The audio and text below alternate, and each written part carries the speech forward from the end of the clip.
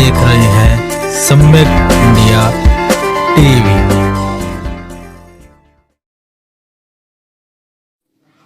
नमो बुद्धाय साथियों, आज सारे देश में कोरोना की महामारी का वातावरण व्याप्त है। सब लोग अपने भविष्य को लेकर चिंतित हैं। किस के साथ कब अनहोनी घट जाए कोई कुछ कह नहीं सकता। ऐसे निराशाजनक वातावरण में, ऐसे भयभीत कर देने वातावरण में एक बहुत उत्साहित करने वाला समाचार संकिसा से आया है। संकिसा हम बताएंगे उनका भगवान बुद्ध के जीवन में इस स्थान का क्या नाम है। जब हम दिल्ली से कानपुर की तरफ जाते हैं तो रास्ते में एटा जिला पड़ता है। तो एटा जो शहर है वहां का जो एक बड़ा चौक है, जिसका लेफ्ट को जाएं तो संकिसा चले जाते हैं, राइट को जाएं तो मथुरा चले जाते हैं। तो उस पर आगे जाकर करीब 60 किलोमीटर पर अलीगंज होते हुए जाते हैं तो संकिसा पड़ता है। ये संकिसा शहर का भगवान बुद्ध के साथ संबंध ये है कि भगवान बुद्ध का ऐसी मान्यता है कि भगवान बुद्ध अपनी माताजी को उपदेश देकर तुषित लोक में जब वापस पृथ्वी पर उतरे थे तो वो संकिसा में ही उतरे थे। इसलिए संकिसा में आश्विनी पूर्णिमा के दिन यानी कि दशहरे के 5 दिन बाद देवावरोहण का कार्यक्रम भी मनाया जाता है। ये इस स्थान का छोटा सा परिचय अभी बाद में बताएंगे। वर्तमान में एक वहां पर सड़क निर्माण का कार्य चल रहा था संकिसा में। उस सड़क निर्माण के दौरान जो मशीन होती है वो खुदाई कर रही थी, तो वहां पर 2 रेलिंग के पीस खुदाई में मिले। रेलिंग के खास अर्थ हैं। रेलिंग सम्राट अशोक ने बोध गया में सबसे पहले बनाई थी, क्योंकि महाबोधि महाविहार जब सम्राट अशोक ने बनवाया तो वहां पर कुछ जंगली जानवर आकर वहां कुछ डिस्टर्ब करते थे। तो उन्होंने महाबोधि महाविहार के चारों तरफ रेलिंग का मतलब एक परकोटा बनवाया काहे का, पत्थरों का, और वो बड़ी कलात्मक होती थी। अभी भी उसके बहुत सारे अवशेष मौजूद हैं महाबोधि महाविहार के नजदीक भी। जिधर से हम बोधि वृक्ष के लिए प्रवेश करते हैं वहां पर पूरी दीवार वो अभी भी मौजूद है। और इसके अलावा वहां का जो म्यूजियम है बोध गया का, वहां भी बहुत सारे रेलिंग के टुकड़े मौजूद हैं। हम देखेंगे कि सम्राट अशोक ने कुछ पत्थरों के सिरे पर खड़े कर करके कलात्मक उनके ऊपर बौद्ध कला का प्रतिमांकन किया गया, और बीच बीच में से भी चूल फंसाकर पत्थरों के उनको जोड़ा गया, और ऊपर भी एक सपाट पत्थर का सिली पर रख करके उसको रूप दिया गया। ये सम्राट अशोक ने यद्यपि बोध गया से रेलिंगें बनानी शुरू की थी। रेलिंग का प्रचलन विशुद्ध रूप से सम्राट अशोक की देन है, बौद्ध विरासत की देन है, मौर्य साम्राज्य के दौरान हुए पुरातात्विक निर्माण का प्रतीक है। हम देखते हैं कि बोध गया के अलावा ये रेलिंग हमें बड़ी मात्रा में सांची के स्तूप और सतधारा के स्तूप के आसपास देखने को मिलती हैं। सारनाथ में भी जो आप म्यूजियम है वहां देखेंगे कि वहां जो स्तूप के खंड हैं, धम्मे के स्तूप वगैरह, उसके आसपास से जो रेलिंग के टुकड़े मिले थे वो आज भी सारनाथ के पुरातात्विक संग्रहालय में मौजूद हैं। उसके अलावा भी आपको ये रेलिंग्स नालंदा में भी मिली हैं, वहां भी आपको वहां के म्यूजियम में देखने को मिल जाएंगी। बल्कि वहां कुछ बड़े आकार की भी रेलिंग हैं। तो ये जो 2 टुकड़े मिले हैं, इसका मतलब यह है कि यहां पर निश्चित रूप से कोई एक बहुत बड़ा स्तूप रहा होगा, और उस स्तूप के चारों तरफ जो परकोटा बनाया, जो दीवार बनाई, जो पत्थर की कलात्मक रेलिंग्स खड़ी करके जो उसको सुरक्षा प्रदान की गई, उसी रेलिंग के, उसी परकोटे के उसी सुरक्षा कवच के ये दो स्तंभ जो मिले हैं, उनको कोई सूचना पट कह रहा है, कोई कुछ कह रहा है, वास्तव में वो रेलिंग के भाग हैं। अब हम देखते हैं कि ये जो संकिसा नगरी है 40 किलोमीटर, वहां से एक जगह और है जिसको वैरंजा कहते हैं। भगवान बुद्ध ने अपने जीवन का सबसे कठिन वर्षावास भूखे रह रहकर अगर बिताया तो वो वहीं बिताया था, वैरंजा में। अभी हम वैरंजा गए थे, हमारे साथ प्रसिद्ध राइटर चंद्रसेन बौद्ध और विजयवीर सिंह बौद्ध भी हमारे साथ थे। वो एक किताब वैरंजा पर लिख रहे, इसलिए उस वजह से हमारा वहां जाना हुआ।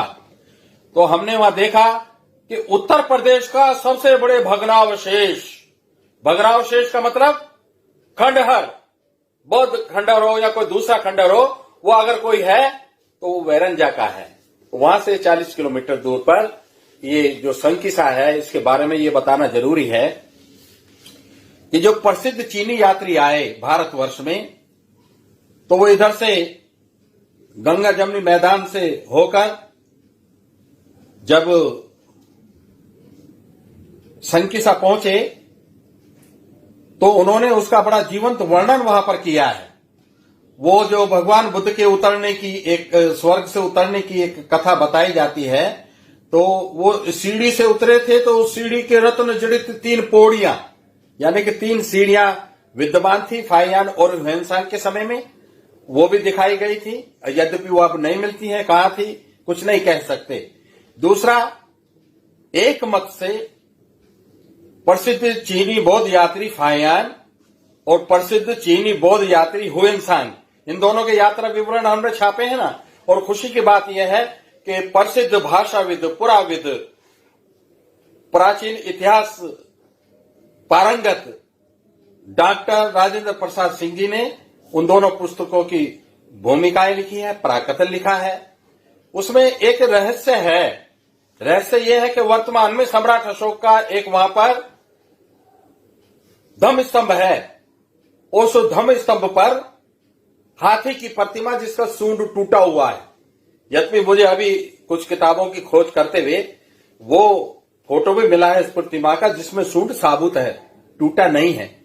वो हम कोशिश करेंगे, आपको दिखाते हैं। तो वो वहां पर नीचे का स्तंभ उसका गायब है, मगर वो जो कमल का फूल लटकी हुई पंखुड़ियों वाला बनाया गया है, उसके ऊपर हाथी, इतना हिस्सा वहां पर मौजूद है। और उसके ऊपर एक छतरी लगाई है। पुरातत्व विभाग ने उसके संरक्षण के लिए, उसके कवर के लिए एक पत्थर की छतरी बनाकर लगाई है। ये वर्तमान स्वरूप है। मगर एक आश्चर्य की बात यह है कि फाहियान और ह्वेनसांग दोनों महापुरुष, दोनों महान यात्री वहां पर वर्णन कर रहे हैं कि यहां पर एक सम्राट अशोक का स्थापित किया हुआ शिलालेख भी है, जिस पर शेर की प्रतिमा स्थापित है। शेर लिखा है, और वो 4 शेर है, सिंगल शेर है, बैठा शेर है, वैशाली की तरह, या कैसा शेर है ये उन्होंने नहीं बताया।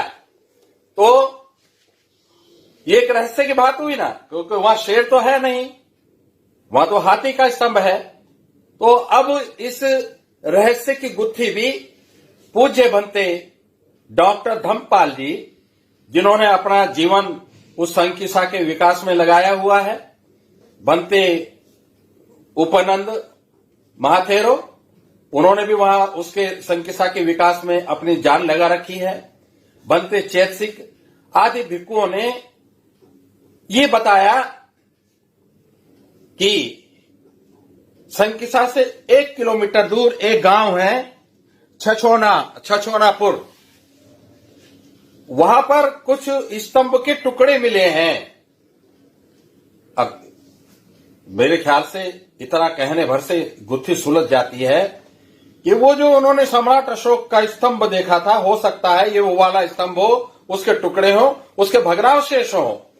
और ये जहां पर हाथी स्थापित है आज की तारीख में, हो सकता है वो इधर ना आ पाए हो। और ये संयोग है, इत्तेफाक है कि ये दोनों ही ना उधर गए हों, क्योंकि रास्ता इस तरीके का रहा होगा कि वो उधर से जाता होगा। तो ये भी एक रहस्य इसका खुलता है। यहां पर अब ये बताना जरूरी है कि जब रेलिंग मिली है तो यहां बुद्ध विहार का स्तूप का, बड़े स्तूप का स्थित होना भी निश्चित है। अब से पहले वहां एक शर्मा जी थे, उनके पास बहुत सारी प्रतिमाओं का कलेक्शन था व्यक्तिगत संग्रहालय में। पता नहीं अब वो कहां पहुंचा दिए गए हैं या वहीं पर हैं। एक तो वहीं पर संकिसा में संग्रहालय बनना चाहिए, पुरातात्विक संग्रहालय। दूसरा, वहां की खुदाई आरंभ की जाए। उत्तर प्रदेश सरकार से ये मांग की जानी चाहिए कि ये बौद्धों की विरासत इस जमीन में, क्योंकि ये संकिसा का जो सारा क्षेत्र है ऊंचाई पर स्थित है, टीले पर स्थित है। इसका मतलब उसके नीचे हमारी अकूत बौद्ध विरासत मौजूद है। हमने 1962 में हम गए थे संकिसा। हमारे पिताजी बीपी मौर्य के इलेक्शन के सिलसिले में अलीगढ़ गए थे। उसी दौरान जो कुछ मौर्य मित्र थे हमारे पिताजी के, बीपी मौर्य जी के, उन्होंने एक इंतजाम किया। हम सब लोगों को वो एक बस से संकिसा ले गए। उस समय का जो संकिसा था वह कुछ नहीं था। वहां पर एक सम्राट अशोक का जो एक स्तूप है, जो बिल्डिंग है खंडर के रूप में, वो थी, मगर उसमें सामग्री अधिक थी। ऊपर खंडर में बहुत सारी चीजें थी जो अब गायब हैं। कुछ दीवारें थी अधूरी और आसपास कहीं कुछ नहीं था। ये तो बनते ज्ञान रतन जो श्रीलंका के थे, वो मुझे जब लंदन में मिले थे, उन्होंने कहा था मैं संकिसा जाकर उसका उद्धार करना चाहता हूं। तो मैं अपने मन में संदेह करने लगा कि वो तो बड़ी कठिन नगरी है, क्योंकि वहां के जो रहने वाले खासतौर से सवर्ण ब्राह्मण हैं वो किसी को टिकने नहीं देते। तो ये पता नहीं कैसे करेंगे। मगर हम उन बनते जी को, ज्ञान रतन जी को नमन करते हैं कि उन्होंने यहां आकर सबका दिल जीता, स्कूल बनाया, बुद्ध विहार बनाया, नर्सरी बनाई और फिर तो सबका भय निकल गया। और अब तो अंतर्राष्ट्रीय बौद्ध स्थल के रूप में सभी देशों ने, प्राय सभी बौद्ध देशों ने अपने अपने बुद्ध विहार बना दिए हैं। और जिनके नहीं बने हैं उनके बन रहे हैं, और जिनके नहीं बन रहे हैं वो बनाने की योजना बना रहे हैं। तो साथियों, एक घटना जो आपको जरूर बतानी है वो ये है कि ये जो कहा जाता है कि भगवान बुद्ध तुषित लोक से, यानी कि स्वर्ग लोक से यहां उतरे थे संकिसा, इसको बहुत सारे लोग ब्राह्मणों का षड्यंत्र समझकर या ब्राह्मणी घुसपैठ समझकर इसको नकार देते हैं। मगर इस पर हम चर्चा करने चाहेंगे और अपने सुधी श्रोताओं को, जो विद्वान हैं, उनसे एक सवाल करेंगे कि अब आप ये बताएं कि ये क्या गलत चीज है। देखिएगा, प्राचीन साहित्य कोई भी हो, बौद्ध साहित्य नहीं, कोई भी साहित्य हो, उसमें 3 चीजों को छान लेना। कौन कौन सी 3 चीजें हैं? पहला है अतिशयोक्ति, दूसरा है काव्यात्मकता और तीसरा है शब्दालंकार। वो पुराने लोग जब मनोरंजन के अधिक साधन नहीं होते थे, वो भाषा को भी मनोरंजन का माध्यम मानकर कुछ का कुछ कर देते थे। तो इन 3 चीजों को जब छानेंगे तथ्य आपके हाथ में आ जाएगा। संक्षेप में पहले मैं वो कथा बताता हूं। भगवान तथागत सम्यक संबुद्ध अपने भिक्षु संघ सहित एक गंडाभ्र वृक्ष के नीचे बैठकर आम खा रहे थे, यानी कि बड़े स्तर की भिक्षुओं की और बुद्ध की मैंगो पार्टी चल रही थी, आम की दावत चल रही थी। उसमें ये कथा दंपति की 181 गाथा में दी गई है। यद्यपि इसके संदर्भ त्रिपिटक के और बहुत सारे ग्रंथों में, उनकी अट्ठकथाओं में भरे पड़े हैं, मगर ये सहज उपलब्ध है, इसलिए हम इसको आपको दिखा रहे हैं। इसके अलावा वो जो गंडाभ्र वृक्ष है, वो मेरा अपना अनुमान है वो जेतवना राम में ही रहा होगा। बहुत बड़ा था जेतवना राम, और महल की तरह उसमें बुद्ध विहार बने हुए थे। अनाथ पिंडक ने वो बनवाए थे।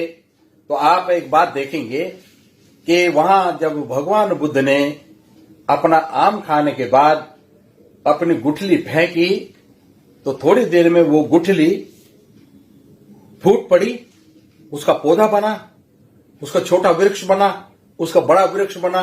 थोड़ी देर में बहुत विशाल आकार का वो अम्ब वृक्ष बन गया। भगवान बुद्ध उस पेड़ पर चढ़े और सारिपुत्र को कहा कि सारिपुत्र, अब मैं तुषित लोक में जाता हूं, भगवान तथागत सम्यक संबुद्ध तुष्ट लोक में गए, वहां उनकी माता जी निवास कर रही थी। वहां उनको ब्रह्मा भी मिले, इंद्र भी मिले, जैसा कि इसमें लिखा है। तो लिखने वाले की मानसिकता बड़ा डिपेंड करता है वो क्या लिख रहा है। बहुत सारी बातें अंधविश्वासपूर्ण हमारे फाइयान और हुनसांग जी ने भी लिखी हैं, क्योंकि उनकी ऐसी मान्यता रही होगी। तो हम देखते हैं कि ऊपर जाके स्वर्ग में उन्होंने अपनी मां को संबोधित करके अभिधम्म कोश का उपदेश दिया।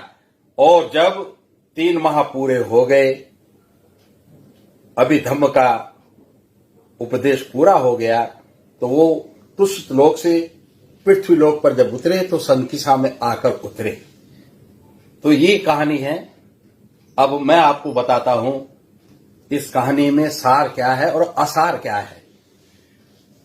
देखिए, जब भगवान बुद्ध आम खा रहे थे, बाकी सब भिक्खु भी खा रहे थे, मगर भगवान बुद्ध ने अपना आम खा के वो गुठली जो फेंकी, उस पर चर्चा छिड़ गई, उस पर शास्त्रार्थ शुरू हो गया कि देखिए, अभी थोड़ी देर पहले ये आम का फल कितना स्वादिष्ट था, कितना नयन प्रिय था, इसको देखकर ही भूख भागती थी, और अब इसकी क्या स्थिति हो गई है, कोई इसे ठोकर मारने को भी तैयार नहीं होगा।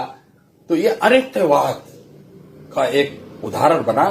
तो भगवान बुद्ध ने उस घटना को आधार बनाकर जब उपदेश देना चाहा, उस उपदेश ने वृक्ष का आकार ले लिया और उन्होंने कहा कि चलो अब हम देशना भी करेंगे और अब हम यात्रा भी करेंगे। आगे आगे भगवान बुद्ध चलते थे, पीछे पीछे सारिपुत्र चलते थे, महामोगल्लान चलते थे, उनके भिक्खु संघ के सभी सदस्य उनके पीछे पीछे चलते थे, बुद्ध अभिधम्म का उपदेश देते चलते थे। वो सब ज्ञानी थे, भिक्खु अरहत थे, पूजनीय थे, और वो भगवान बुद्ध के उपदेश के सार को समझने वाले थे। उन्होंने उस उपदेश के सार को समझ के ऐसे लगा कि जैसे ये हमारी यात्रा स्वर्गिक हो गई है, स्वर्ग जैसा आनंद दे रही है। वो कहते थे स्वर्ग में गए थे, तो ये जो उनके उपदेश देने का जो प्रभाव उत्पन्न हुआ वो स्वर्गिक हुआ। तो साथियों, जब ये उपदेश समाप्त होने को आया तो एक नगरी जिसको अपन संकिसा कहते हैं, वहां आकर के उपदेश समाप्त हो गया। और आज के हिसाब से वो जब भगवान बुद्ध वहां से चले थे, कार्तिक पूर्णिमा थी। कार्तिक पूर्णिमा वो जिस दिन माता महामाया ने गर्भ धारण किया, जिस दिन कुमार सिद्धार्थ ने अभिनिष्क्रमण किया, ये 2 दिन बड़े महत्वपूर्ण हैं। और उसी दिन उनका विवाह हुआ। तो ये 3 घटनाएं उनके जीवन की बहुत महत्वपूर्ण हैं। चौथी घटना यह है कि आज के दिन उन्होंने अभिधम्म का उपदेश देना शुरू किया। तो अब हम आपको ये बताते हैं कि गंधर्व वृक्ष होता है, आम भी होता है, श्रावस्ती नगरी भी है, अभिधम्म का उपदेश भी ग्रंथों के रूप में हमारे सामने प्रस्तुत है, और संकिसा नगरी भी है। तो अब इन चीजों को जोड़ना पड़ेगा। जोड़ना यूं पड़ेगा कि इसमें से अंधविश्वास निकालो, इसमें से अतिशोक्ति निकालो, शब्दालंकार निकालो, इसमें से ये सब चीजें जब आप निकालेंगे तो तथ्य बिल्कुल सामने नजर आ जाएंगे। भगवान बुद्ध जब श्रावस्ती से चलते हैं, उपदेश देते चलते हैं, स्वर्ग जैसा माहौल बन जाता है और उनका उपदेश श्रावस्ती अपना संकिसा में आकर समाप्त हो जाता है। ये वास्तविकता है, इसको हमें इसी रूप में लेते हैं। आज मैं नमन करना चाहूंगा संकिसा के आसपास के निवासियों को, जिन्होंने बहुत तेजी से अपनी विरासत के प्रति जागृति बलवती हुई है, और उन्होंने उस स्थान को जो एक मामूली सा स्थान कभी माना जाता था, जब हम गए थे मामूली सा खंडर था, मगर आज वहां बहुत सारी चीजें प्रकाश में आ गई हैं। और परसों जो ये 2 स्तंभ निकले हैं, रेलिंग के 2 हिस्से निकले हैं, इन्होंने तो कमाल ही कर दिया है और ये सिद्ध कर दिया है कि यहाँ खुदाई होगी तो यहाँ सांची के स्तूप जैसा विशाल स्तूप आपको मिलेगा, या महाबोधि महाविहार का, बोध गया का महाबोधि महाविहार जैसा स्तूप यहाँ पर मिलेगा। उसके खंडर मिलेंगे, उसके भग्नावशेष मिलेंगे, इसमें दो राय नहीं है। मैं सारे मित्रों को, जितने मेरे श्रोता हैं, उन सबको निवेदन करूंगा कि अपनी इस विरासत को आगे बढ़ाने के लिए इस बाइट को खूब फैलाएं, खूब इसको लाइक करें और सरकार पर दबाव बनाएं कि वो यहां पर विधिवत पुरातात्विक खुदाई करने का काम करें। यहां पर एक म्यूजियम भी स्थापित हो और हमारे जो स्थानीय भिक्षु हैं, उपासक हैं, समाज सेवी हैं, वो भी सतर्क रहें कि अगर हमारी अनुपस्थिति में कुछ मिलता है वो गायब ना हो जाए, क्योंकि हमारा अनुभव कुछ ऐसा ही है। तो इन्हीं शब्दों के साथ आप सबको बहुत बहुत धन्यवाद। आप सबको नमो।